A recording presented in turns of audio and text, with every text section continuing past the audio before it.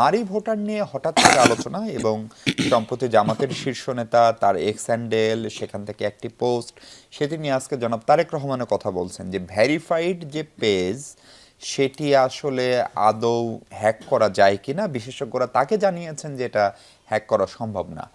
আমরা ধরে নিলাম যে এটা যদি হ্যাকও হয় তো তার আগে আল জাজিরার সঙ্গে আমির মহোদয়ের যে ইন্টারভিউ, পরবর্তীতে জামাত ইসলামীর মহিলা উইংয়ের যে প্রেস কনফারেন্স, সেখানে স্পষ্টত একটা বিষয় স্পষ্ট যে শীর্ষ নেতৃত্বে নারীদেরকে দেখার কোনো সুযোগ জামাত দেখে না ইন রেফারেন্স উইথ ইসলাম। ফলে কিন্তু নারী ভোটার তো 50% বেশি, তাহলে তাদের ভোটকে আপনারা আকৃষ্ট করতে চাচ্ছেন না নাকি যেটা বলছেন এটাতেই তারা বেশি আকৃষ্ট হচ্ছে? এবং of course you have some methodology. জি, দেখেন প্রত্যেকটা দলের আলাদা একটা মেথোডোলজি আছে। প্রত্যেকটা দলের আপনি যদি বিএনপিকে দেখেন, বিএনপি বাংলাদেশি জাতীয়তাবাদী বিশ্বাসী, বাংলা জাতীয়তাবাদী বিশ্বাসী না। আপনি যারা আছে বাম আছে তারা এই আপনার এই এতে পুঁজিবাদে বিশ্বাসী না।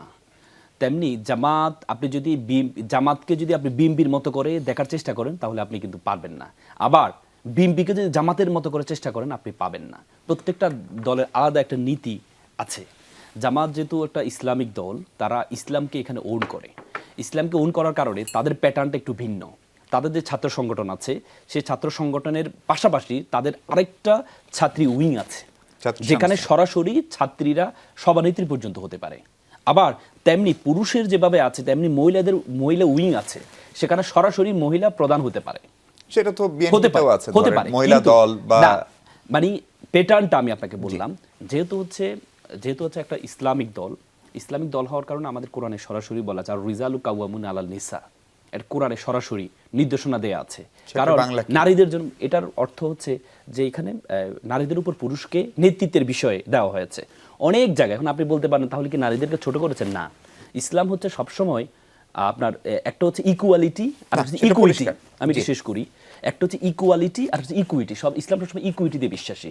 মায়ের ক্ষেত্রে সবসময় বলেছে মা 3 গুণ, বাবা 1 গুণ। এবং কি উত্তরাধিকার ক্ষেত্রে সবচেয়ে বেশি ইসলাম মেয়েদেরকে দিয়েছে, পুরুষদেরকে কম দিয়েছে। কারণ ইসলাম একটা মেয়ে অনেক দিক থেকে পায়, হাজবেন্ড থেকে পায়, পরিবার থেকে পায়, অনেক দিক থেকে পায়। এখন কথা হচ্ছে না শীর্ষ নেতৃত্বে এটা বিষয় না। বিষয়টা হচ্ছে জামাতের যদি একটা প্যাটার্ন আছে, সেজন্য বলেছে প্রধান হতে পারবে না। কারণ জামাতের প্যাটার্নে বা তাদের যে কর্মপদ্ধতি, সেখানে খেলাফতের যে বিষয়টা আসে, সেখানে একজন রাষ্ট্রপ্রধান যখন হবে তিনি একজন ইমামও হবেন। ইমাম মানে যেমন বাইতুল মোকাররমের ইমাম হবেন। আপনি দেখেছেন আমির জামাত যখন যেখানে যায় ইমামতি করেন, কিন্তু সেখানে তার মানে কি, যিনি দলীয় প্রধান হবে তিনি ইমামও হবেন।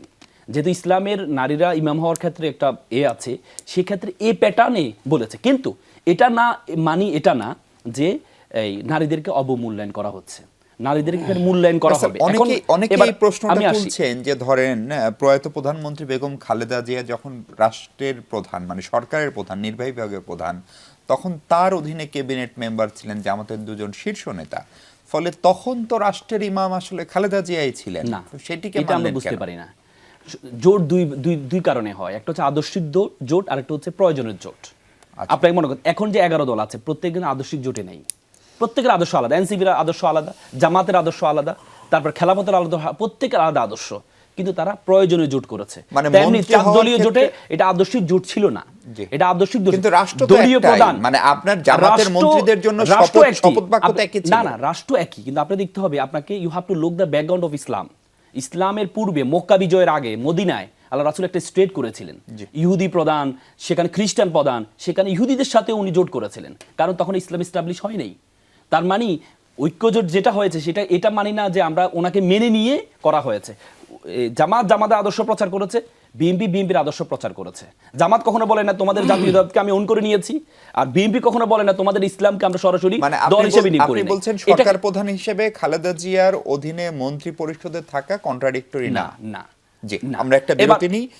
আমি কি প্রশ্নটা শেষ করি নাকি? শেষ করেন আপনি 30 সেকেন্ডে। না, তাহলে আমি বিরতি শেষ আমি বিরতির পর আমি আরেকজনের কাছে আসব, আপনি শেষ করেন। আচ্ছা, তার মানে জামাতের এখানে এখন কথা হচ্ছে যারা এতদিন পর্যন্ত নারীকে ওন করে তারা কতটুকু দেখেছে। আপনি দেখেছেন এ পর্যন্ত 35 বছর নারী প্রধান 2টি দল, সেই 2টি দলের যেহেতু নারীরা 2 জন প্রধান, এই 2 জন হচ্ছে একজন হাজবেন্ড থেকে, একজন হচ্ছে থেকে আসে, কোটায় আসে সাধারণ সম্পাদক, এখনো পর্যন্ত বিএনপি একজন নারী সাধারণ সম্পাদক বানায় নেই, এবং ছাত্রদল ছাত্রলীগের এখনো পর্যন্ত ভাই, BNP যারা দলের প্রধান নারীদেরকে বানাইছে তো।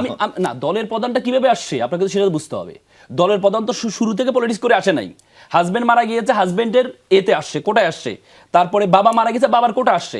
কিন্তু সাধারণ সম্পাদক যেটা, এটা তো পরিবারতন্ত্র না, এটা তো সরাসরি আসতে পারে।